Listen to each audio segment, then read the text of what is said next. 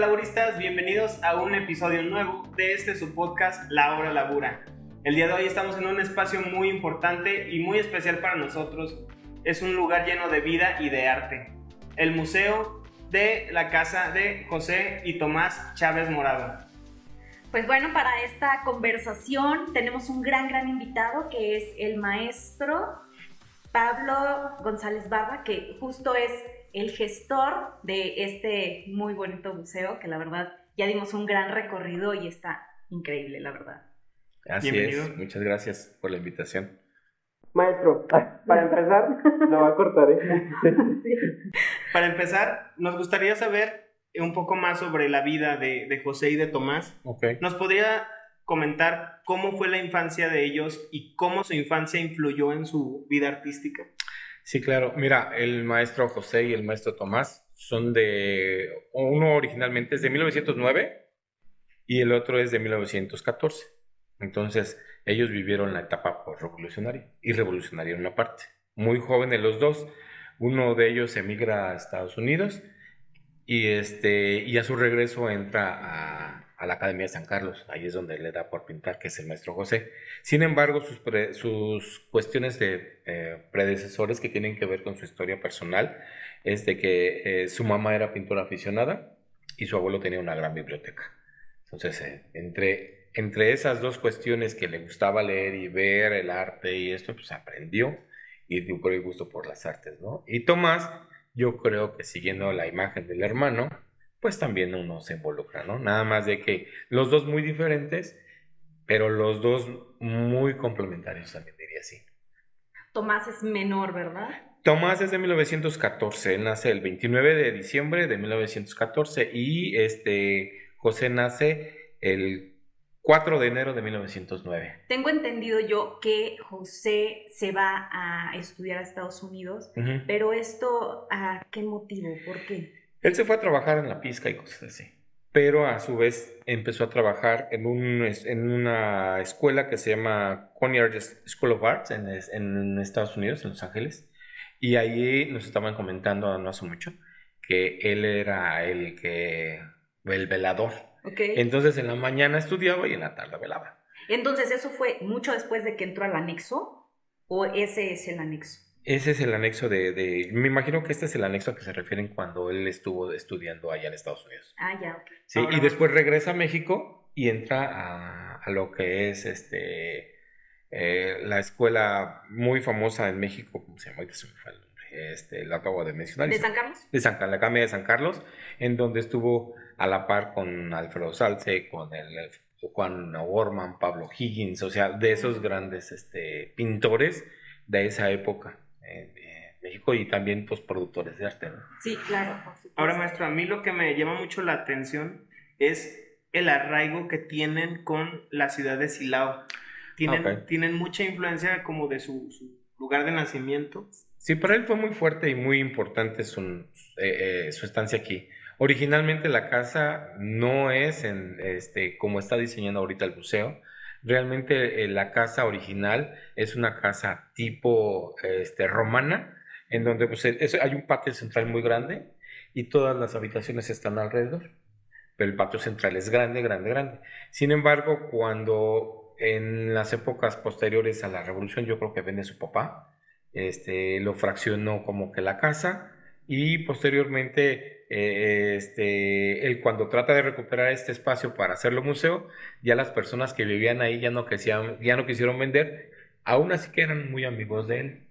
Conocemos al dueño de la casa contigua, Okay. que es donde está la entrada principal hacia la izquierda, y la verdad es una casa muy grande y muy bonita. Sin embargo, cuando se quiso comprar no se pudo, y la anécdota del muchacho es de que pues que su papá no quería vender porque pues ya tenían arraigo en esa casa y pues por eso no la quiso vender. Y tengo entendido que sufre una remodelación reciente. Esta sí en 2019, 2018. Okay. Sí, antes era una casa como usualmente era la casa azul de Diego Rivera, como la casa del maestro José Chávez Morado allá en Pastita y de Olga Costa. Entonces era muy así y después la convirtieron ya un poquito más en forma de museo. Ok. Regresamos entonces un poco más a lo que es la historia de Sí. estos grandes artistas, y estaba yo revisando algunas anécdotas que platicaba él, como por ejemplo lo que mencionaba sobre la pizca y demás, porque aún no tenía el ingreso sobre las pinturas que él generaba y todo esto. ¿Cómo es que comienza este gran, pues, momento en el que lo reconocen como tal? Es que yo creo que él empieza, no dudo que él no haya pintado en sus épocas iniciales, pero más bien creo que se dedicaba más al dibujo porque eso yo creo que le traía retribución. Entonces pintaba para la LEA, Legión de Artistas y Escritores Revolucionarios, en donde sacaban en unos periódicos, en donde hacía caricatura política muy fuerte relacionada con México y relacionada con el mundo. Entonces ya tuvimos por aquí algunas. Hay un libro que sacaron la Universidad La Salle en donde él pone algunas de esas obras y bueno, pues te das cuenta de que era un caricaturista prolífico, ¿no? Entonces yo creo Sí. que de ahí sacaba un poco de dinero. De hecho, tengo entendido que uno de sus primeros dibujos fue algo relacionado con lo militar y Ujú. demás, Sí, ¿no? hay Por la un... influencia que tenía. Sí, la época de 1940 fue una revolución para todos, ¿no? Así como ahorita está pasando, desafortunadamente, pero no tenemos ese soporte de esos artistas, ¿no? Claro. Entonces cambia mucho. En ese contexto no había tanto internet, no había nada de eso, entonces tenían que hacerse de manera gráfica, visual. Sí. Lo que tengo que tener en la mano, ¿no? Sí, sí. Entonces, por aquí tenemos 2 o 3 dibujos de esa época, están en una de las salas. Y y la importancia es de que él, yo creo que fue ahí agarrando terreno, trabajo para que se pudiera hacer, ¿no? Claro. ¿No? Creo Entonces, que hay una anécdota también ahí graciosa acerca de un dibujo que realizó en uno de sus primeros trabajos, que fue despedido por dibujar, creo que a su jefe.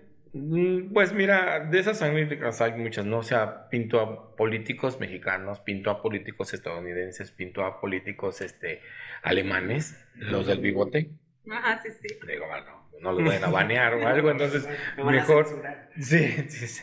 Entonces, sí se entiende de que él era un actor político muy fuerte, muy, muy fuerte. Su ideología política la dejó viva hasta que se fue.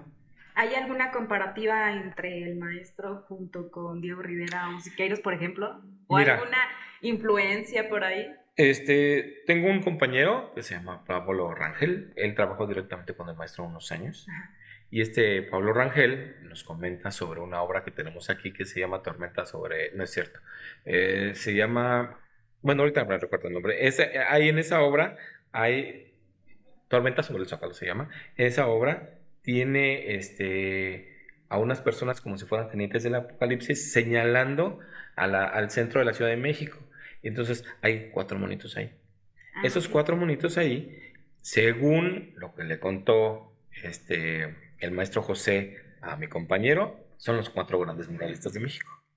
O sea, no lo dice, pero sí lo Pero sí lo explica. plasma. Sí lo plasma. No lo puso con cara y forma, simplemente puso 4 personas, pero así como tal, menciona es Diego Rivera, Rufino Tamayo, Siqueiros Siqueiros, José Chávez y Morado. José Chávez Morado. Me falta uno por ahí, pero ahorita no lo recuerdo. Ok. Pero esas figuras tienen que ver con ellos, ¿no? Entonces, los 4 de la LEA, los 4 trabajaron mucho, muy fuerte con los artistas que tenían que ver con visiones sociales, y entonces pues estaban casados. Sí, de hecho, la mayoría de sus obras reflejan la lucha del pueblo mexicano ante diferentes dialécticas, ante diferentes situaciones. Así es, hay Mucha influencia. mucha influencia mexicanista. Él era así arraigado mexicanista y duro. No tan duro como otros, como Orozco, pero sin embargo, él de todos modos trataba de reflejar que todo este tipo de cuestiones fuera una visión o una óptica para el pueblo, para que lo vieran de manera diferente, ¿no? Las cosas. Hablando de esto, ¿usted cuáles considera que fueron las obras más representativas? Híjoles, es que depende del tipo. Hay obras representativas, yo creo que en todos sus espectros, ¿no? O sea, tiene gráfica y hay obra del Torito sobre gráfica muy bonita. Por ahí hay unos desnudos y también tiene trabajos sobre Guanajuato puro, o sea, hasta que murió el maestro José Chávez Morado en 2002, desde que se inventó o se hizo el Festival Internacional Cervantino, fue un cuadro de él el que permaneció como póster oficial. Fue un cuadro de él. Okay. Entonces, imagínense el peso que tenía en esa época el maestro. Por supuesto. Entonces, después de eso, pues ya cambió. Ya pusieron otros pósters diferentes, pero mientras él estuvo vivo, el póster oficial siempre fue el de José Chávez Morado. Y referente a su hermano.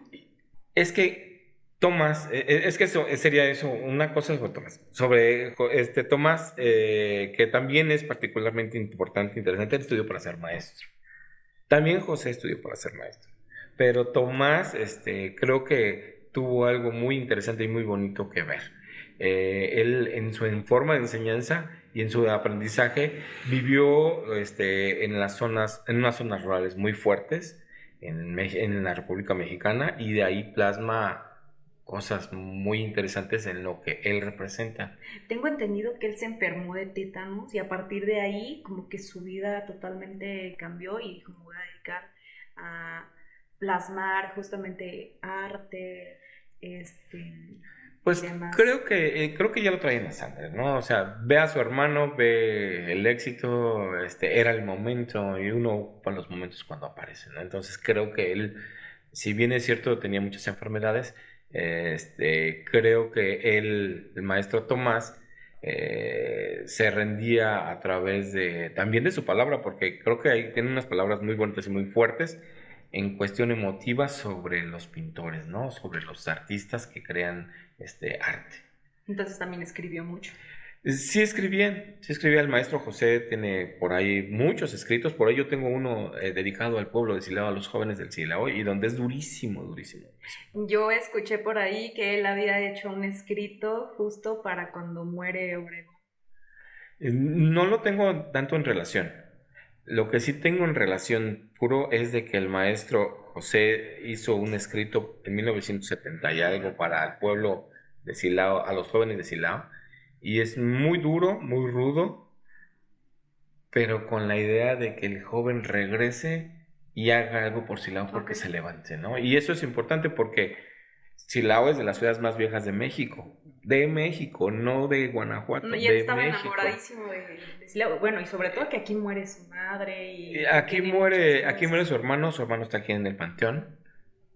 Y él muere en la ciudad de Guanajuato, en su casa, en Pastita. Sí, entonces, creo que Tomás tuvo una influencia muy marcada de su hermano, ciertamente, pero también creo que él vivió otras experiencias que lo hicieron hacer tan fino en la escultura.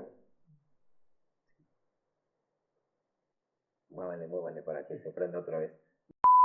Regresamos después de algunas dificultades técnicas, pero continuamos con el maestro Pablo, que nos estaba comentando acerca de la influencia que tenía la obra de Tomás y de José también sobre los jóvenes y cómo quería plasmar también este ideal de que regresaran a sus raíces. Hace unos días tuvimos una plática con la maestra María de Jesús Vázquez Figueroa, que ella hizo un libro sobre Tomás. Ella nos estaba comentando de que la hija de Tomás, Marisela, que ya falleció el año pasado, le abrió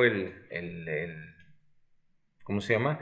Los expedientes o sus reliquias a la maestra, y ella bien lo mencionó en una plática que tuvimos aquí hace unos días, que él lo que quería era de alguna manera que se expusiera y que se diera a conocer, pues que también él hizo un muy buen trabajo, ¿no? Claro, por supuesto. ¿Quién no recuerda a José y a Tomás en dos aspectos muy importantes? Uno es Imagen de México, que está en la Ciudad de México, precisamente en el Museo Nacional de Antropología e Historia, lo que le llaman el famoso paraguas. Eso está hecho por los dos. Sí, está súper reconocido, ¿Sí? de hecho. Y era lo que iba a preguntar en este momento, o sea, referente a que también había una influencia arquitectónica muy impactante. Sí, creo que ahí hay un arquitecto muy famoso mexicano, que hizo muchísimas cosas en la República Mexicana, incluyendo la misma Universidad Nacional Autónoma de México, lo que es el Congreso del Estado, en donde está lo que es pluralismo político, donde también Tomás Chávez influyó. José hizo muchísimo trabajo sobre los bosquejos de cómo debería de quedar esto, y Tomás con su plasticidad pues lo puso en esas formas en relieve. Originalmente iba a ser un relieve en positivo, pero pues para 1981 pues se supone que teníamos mucho dinero y que íbamos a vivir como ricos y que había que administrar la abundancia, pues terminó siendo un relieve en negativo. Eso significa como si fuera sumido. Claro. Porque decían que ya no había dinero. Hubiera estado padre verlo en positivo, pero en negativo también se ve padre. ¿Y cómo superaron todo ese proceso? Sí, aquí ya tuvimos una exhibición de más de 50, 60 cuadros, ¿Sí? de donde se narra cómo se hizo ese trabajo. Y por supuesto Tomás influyó ahí, porque plástico, el maestro José, no tanto. Tomás era el que tenía esa Él sensibilidad. es el que tenía la influencia y la sobre, sensibilidad. pues, como sobre nuestro José. Sí. Entonces, Sí, de hecho, José también tiene esculturas, pero son muy pocas. Sí, por aquí tenemos una que se llama Mi Madre, o La Madre, también, así la conocen, y es muy fino su trabajo.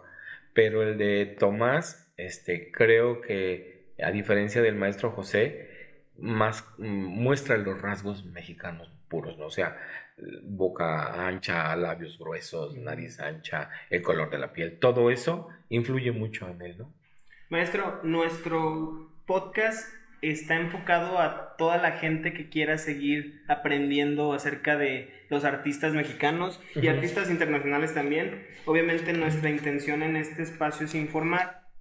Yo quisiera hacerle una pregunta porque traemos una misión muy importante también nosotros, que es poder empezar a traer a esa gente nueva, a los jóvenes, a todas estas generaciones nuevas que están saliendo, a que conozcan de la historia de los artistas, de los arquitectos, de los escultores. Sí. Yo quiero saber, me gustaría preguntarle a usted así personalmente, ¿cómo cree que este trabajo que hace José y el trabajo que hace Tomás y todas estas obras de arte y toda esta influencia que tienen por el amor a su tierra y todo esto, cómo podría crear un legado o cómo podría hacer que las nuevas generaciones empiecen a integrarse o a generar ese interés por todo esto? Creo que nosotros, como parte de un sistema de museos, yo creo que tenemos la obligación, sinceramente. A lo mejor me estoy yendo de bruces, yo creo que no, porque no hace mucho hice una propuesta yo para abrir una sala específicamente para personas de Silao o personas guanajuatenses que no se hayan exhibido en otros museos. Entonces la respuesta de mi directora fue: te voy a hacer un espacio para que metas a toda la gente de Silao y también metas a otra producción más joven, arte más contemporáneo. Claro. Sí, porque el punto central del museo tendría que ver con arte mexicano, ciertamente, pero cómo atraer al público, pues trayendo arte para jóvenes también, que creo que es importante, por supuesto. Digo, José fue un impulsor de la educación, Tomás fue un impulsor de la educación, y creo que este tipo de acciones hacia los jóvenes podría retomar algo positivo para ellos y que vuelvan a voltear al museo. Digo, las puertas para los jóvenes están abiertas siempre y cuando traigan su portafolio, se manda, pero yo ya tengo la posibilidad de mandarlo directo con la directora. ¿Sí? Antes los procesos eran diferentes, ahora yo le comenté, ella me dijo: vamos adelante, mándame los portafolios, y pues está abierto a que los jóvenes que quieran y que deseen ser expuestos, pues estaría súper padre, ¿no? Ok, pues antes de terminar, queremos saber si necesita expresar un poco más referente a la vida de estos maestros que no hemos mencionado, por ejemplo, aquí en estas preguntas, o que le gustaría, por supuesto, que se diera a conocer. A mí me dejaría dejar claro alguna situación sobre José.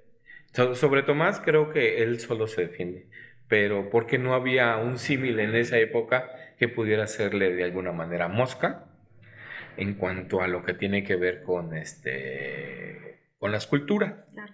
porque él está reconocido en México como muy buen escultor, tanto así que en la Ciudad de México, en una puerta que está en el Museo del Caracol y un águila mexicana que está dentro del Museo del Caracol, es de él y está preciosa la puerta y el águila, ¿no? Pero también él hizo una serie de águilas en la ruta Hidalgo, así se llama, de la Independencia, de aquí a Chihuahua y de Chihuahua de regreso, en donde están esas famosas cabezas de águila señalando la ruta. Ok. Y esas son de Tomás. Entonces la gente desconoce que son de Tomás Chávez, pero ¿quién es Tomás Chávez? Entonces ya cuando uno expresa que Tomás Chávez era un gran escultor, entonces ya cambia mucho la cosa, ¿no? La otra es que José, en mi personal punto de vista, está a la par de Diego Rivera. Por supuesto. ¿Por qué? Porque creo que toda su obra es grande, es importante.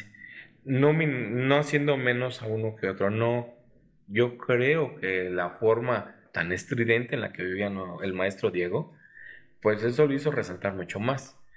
Pero hay veces que la gente discreta también es muy prolífica, y José era prolífico.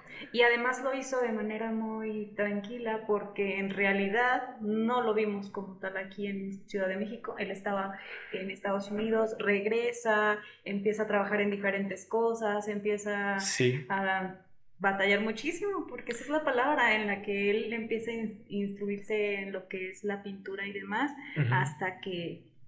Sí, él llegó a ser lo grande que es precisamente porque trabajó mucho. Hasta sus últimos días de su vida, antes de morir, 2001, siguió pintando, ¿no? Entonces, ya le pintaba de manera diferente, ciertamente, porque pues también ya él estaba cansado, él ya estaba en silla de ruedas, entonces pues hacía lo que podía con sus formas, ¿no? Capacidades en ese momento. Sí, claro, sí, claro. Entonces, creo que él dijo alguna vez, y por ahí lo tengo muy grabado, de una entrevista que tienen en la universidad, en la UNAM. Él dijo que él hacía obras magnificentes. Decía, bueno, pues magnificentes significa que están obras grandes, Ajá. fuertes y así imponentes. Decía, para que no se nos olvide de dónde venimos.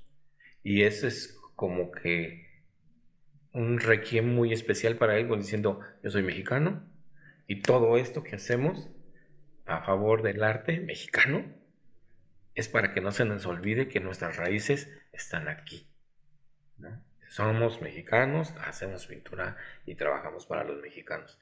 Tanto así que inclusive vino por ahí un gringo y mandó a hacer una réplica del logo de imagen de México y la tiene en Estados Unidos en un museo que se llama Sonylands. Que es el que viene aquí. Que viene en este libro. Y entonces ahí habla sobre los dos, pero uno puede darse cuenta de que el impacto que podía tener una persona tan sencilla, que tenía muy fuerte carácter, pero era muy sencillo el maestro, con el mundo. Claro. Entonces, me gustaría, maestro, ligar justamente ahorita que está sobre ese hilo la siguiente pregunta, que es,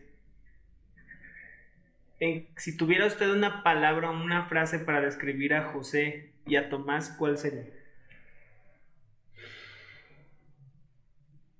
una palabra de José sería, bueno, no sería una palabra, es que tendría que ser un poquito más.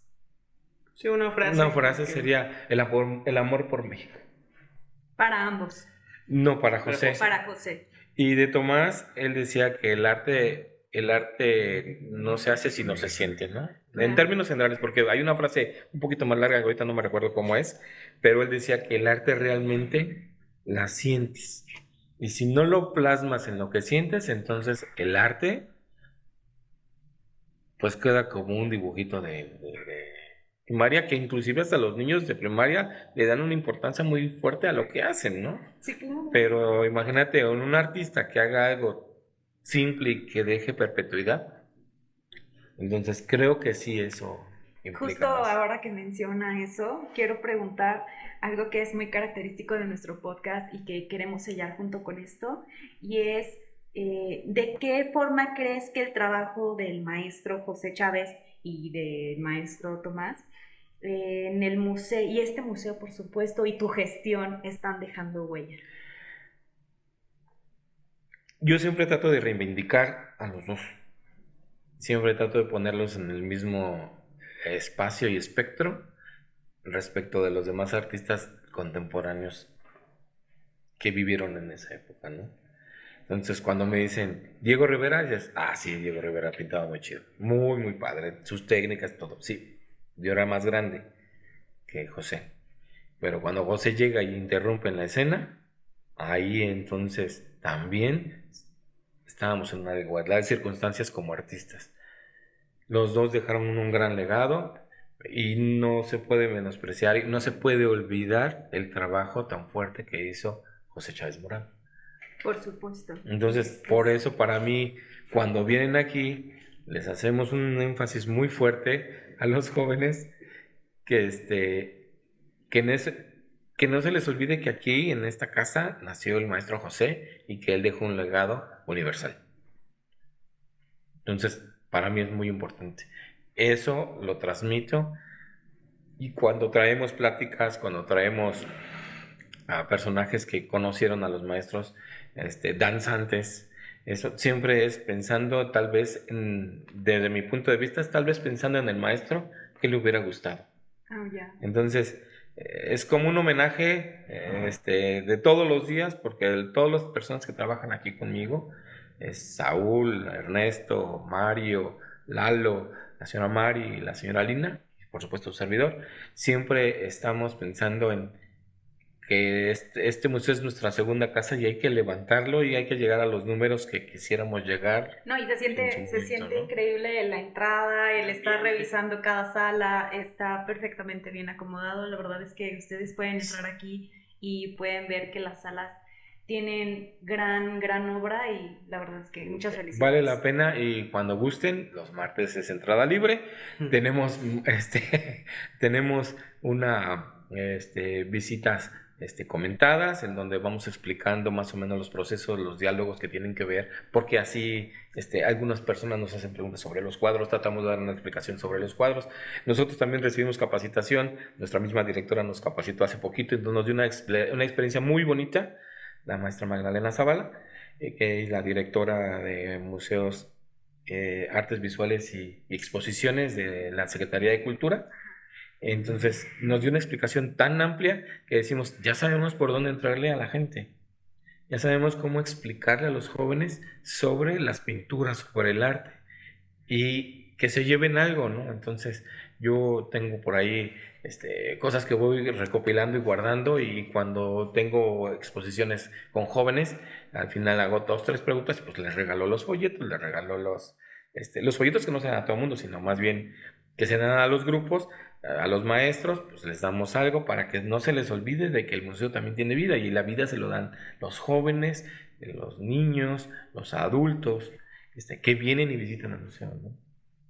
Pues maestro Pablo, muchas gracias por estar en este episodio. La verdad es que a nosotros nos da mucho entusiasmo y nos inspira mucho conocer gente como usted, que están tan comprometidos con su trabajo y con dejar un legado para los jóvenes y poder atraerlos a un espacio donde también puedan aprender, puedan ver otra forma de vida distinta a la que estamos ahorita acostumbrados, que ya con la actualización y con todo esto de la facilidad de la información mala también, pues muchos jóvenes ya están como yéndose por otros lados y la verdad es que toda la historia, bien dicen que pues lo que es historia es lo que va a venir también del futuro. Entonces la verdad es que estamos conmemorando también el aniversario 115 del natalicio de José y de Tomás. Sí. Entonces, no sé si quiera dar unas palabras para despedir al público. No sé si quieras dejarnos las redes sociales del museo, los horarios y demás donde podemos... Sí, claro.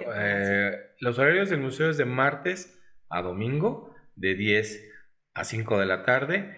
Los martes es entrada libre.